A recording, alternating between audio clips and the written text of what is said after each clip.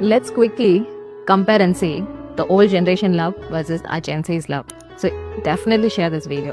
So முன்னாலலாம் generation love பார்த்தீங்கன்னா old generation ரொம்ப ஸ்லோவாக இருப்பாங்க, ஆனால் ரொம்ப டீப் லவ்வாக இருக்கும். But today's love you see very fast and very weak. முன்னாடிலாம் லெட்டர்ஸ் எழுதுவாங்க, வெயிட் பண்ணி பார்ப்பாங்க, பொறுமையாக லவ் பண்ணுவாங்க. இப்போலாம் மெசேஜ் டைப் பண்ணுறாங்க, டெலிட் பண்ணுறாங்க, பிளாக் பண்ணுறாங்க. நெக்ஸ்ட் அப்போ ரிலேஷன்ஷிப்பில் நல்ல அண்டர்ஸ்டாண்டிங் இருக்கும். இப்போ ரிலேஷன்ஷிப் பிடிக்கலன்னா சேஞ்ச் பண்ணிட்டு போயிட்டே இருக்காங்க. அப்போ லவ் வாஸ் அ ப்ராமிஸ், இப்போ love is just time pass. And அப்போலாம் ஃபைட் நடந்தால் கூட சேர்ந்து இருக்கணும்னு போராடிக்கிட்டே இருப்பாங்க. இப்போ ஃபைட்னா இங்கே யார் கரெக்டுன்னு சண்டை போட்டே டைம் போயிடுது. அப்போல்லாம் ஒரு சைலன்ஸில் கூட ஒரு மீனிங் இருந்தது. இப்போ சைலன்ஸ்னா இக்னோரன்ஸ்ன்னு நினச்சிட்டு விட்டுட்டு போயிடுறாங்க. ஸோ இதுக்கு சீக்ரெட் என்னன்னா, அப்போ லவ்ல less words with more love.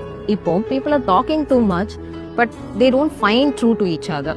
So it is not about old generation love or today's generation love.